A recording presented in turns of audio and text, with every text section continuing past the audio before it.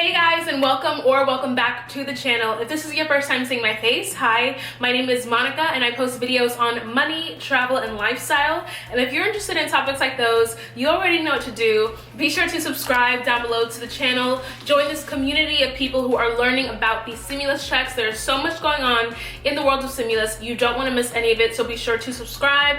Also, like this video, be sure to smash the like button, and turn on your post notifications so you never miss any of my stimulus check updates or any of my uploads. So without further ado, let's get into today's video. So today's video is going to be all about the HEROES Act and what is the likelihood of it actually passing. Also, what is the likelihood of a second round of stimulus checks? Now, in order for the HEROES Act to pass, we need the Democrats to pass it in the House of Representatives, we need the Republicans to pass it in the Senate, and then of course we need President Trump's signature on that bill in order for it to become law. Now, keep in mind, the HEROES Act is still a proposal. I know we've had a lot of proposals coming up, like the Emergency Money for the People Act, the Rent and Mortgage Cancellation Act, the ABC Act. We've had a lot of proposals, and don't forget, this is still a proposal just like them all. The only difference is that this is a more formal proposal, it's a more formal bill, and it's something the Senate can know is the main focus for the Democrats. Now, in order to figure out whether or not this can pass, we first need to figure out what is most important to all of these branches of government. So for the Democrats, they are interested in testing. Testing, tracing, testing. That's all Nancy Pelosi keeps saying on a lot of her interviews, so that's very important to them. Help for state and local governments, direct cash payments, which we would all love, and extended unemployment benefits. So those things are the most important to the Democrats. Now, on the other hand, Republicans haven't come out with a formal proposal yet, but they want small business liability protection. They want to make sure that these small businesses who have received all of this money from the PPP and the EDL cannot be sued from customers for reasons like, you know, they come into their store and they touch something and they touch their face and now they have the virus and they're able to sue for whatever. They're able to sue because they got the virus because of the small business. So the Republicans are saying, no, we will protect our small businesses at all costs. They're also interested in reopening America. They're saying, listen, we have been in quarantine for too long. Some people are just gonna have to pass away, but we need to reopen our country. We need to get our economy started. A lot of economists have said that these months of quarantine, these months of people not making money is going to have lasting effects on our economy, years of effects that have come about from this pandemic. Now, the HEROES Act will most likely be passed tomorrow, and at that time it gets sent to the Senate and then to the President, where he has said, and I quote, "It is dead on arrival." You can actually hear him saying that in this clip. Is that bill a non-starter? Is there anything in there you can support? Or? Well, it's, as they say, DOA, right? Okay. DOA, Okay. dead on arrival. Mr. President. Of course, Nancy Pelosi knows that, you know, obviously. So the House will convene in Washington tomorrow to vote on this bill, but it's important that all branches agree on it so that it can become law and we can start really getting the ball rolling and getting this money and help out to Americans. According to Republican senators, in an article that was written by the Wall Street Journal, negotiations with Senate Republicans aren't expected to start until later this month at the earliest. Later this month.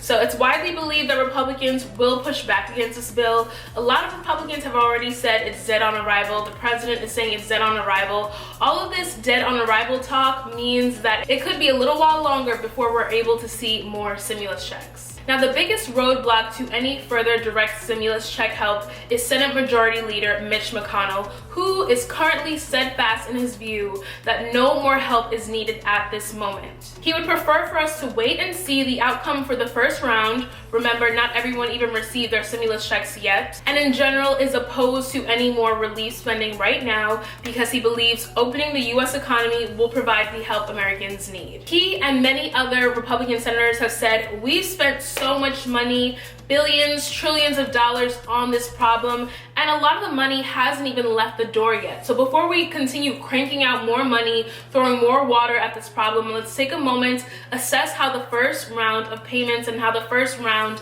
of stimulus packages have helped before we continue and keep throwing more money at this problem. So we know this, the Senate is focused on reopening America and protecting small businesses. Now, an important part of any negotiation is knowing what the other party wants, what makes them tick, what are they really in favor of. That way you can use that as leverage to get what you want. Now, I know it all sounds pretty crazy and not the greatest, but we are in the world of politics, and in America, we all have to like take out our notebooks and our pencils and start writing down and learning as much as we can about this, because it really is life or death for a lot of us. So the Republicans feel that sending out these monthly checks with extended relief will make people not want to go back to work, which is kind of true, because I have a friend here in New York City who was making about $2,000 a month when she was working, but now in unemployment, she's able to make $3,200 a month. Why would anyone making that much want to go back to work? But in order to save our economy and get back to life, we need to go back to work. Now, the US economy has lost 20.5 million jobs in April alone,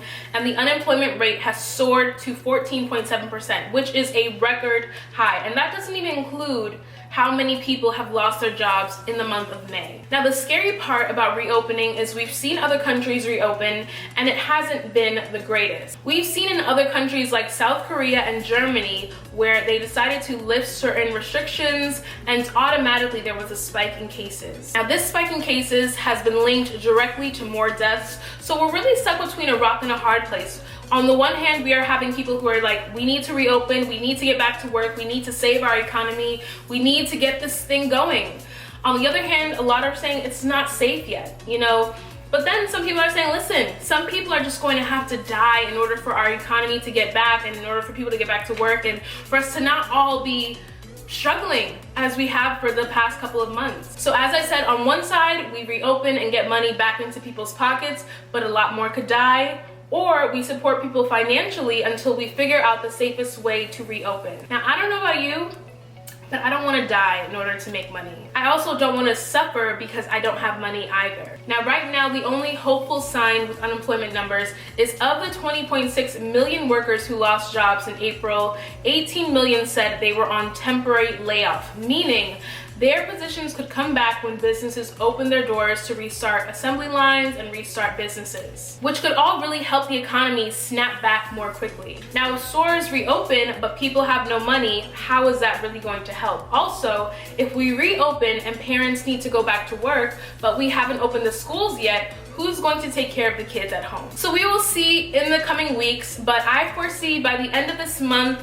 some type of bipartisan official bill being formed and ready to be passed in June. I'm sure that wasn't the message you were hoping for. It's not really the message that I was hoping for either. I would really love for us to get these checks going and really get some type of help going, but we shall see what all three branches of governments end up deciding on and what ends up happening for our country and for all of our pockets.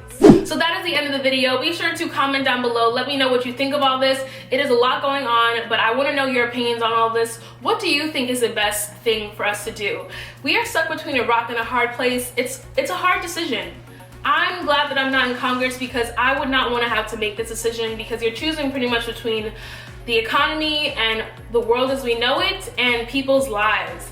And those are two things that are heavily weighted. They're both really important. So we shall see what they decide on in the coming weeks. And until next time, I'll catch you all in my next video. Bye, guys. So, you know, you gave me clear direction to work with governors to open things up. We work with local communities. Our parks, my goal is that we're right on the shoulder of the governor. We've worked with Larimer County and Health Department in Estes Park to bring that online. We've opened up Theodore Roosevelt, and we just announced today the timing of the opening for Yellowstone. So we're moving So forward. you're getting those parks open, right? Absolutely. So I hope everybody's listening. The parks are opening, They're, and rapidly, actually. with those governors. Right, and with those governors. You want the help from the Yeah, governors. even with the counties, more Absolutely, than even with the within a counties. state. And you know, we're all excited because recreating outdoors is safe and healthy. Yeah. The flip side is we're not yet ready to have all the people from other states and other And countries that's why coming we're in. So that's collaborating the with balance, those you local know. communities to ramp up. So in all the- cases, you're working with governors on opening the bid. And local towns. That's great. Absolutely. That's great. Great job. Thank you. Good neighbor. Thank you very much, everybody. President, just one question. How do you increase the confidence in the American public to go travel on America's airlines right They now? have great confidence, and they have great confidence in us, and they have great confidence in the airlines. We've saved the airlines with $25 billion and another $25 billion, and we have airlines that are now in good shape. I mean, they're going to pick up with the fares and with the seats, but the airline industry is in good shape. We've been able to save the airline industry, which would have been devastating if that happened. So they're in good shape. Thank you very much. Thank you. Thank you. Thank you, Brett. Thank you.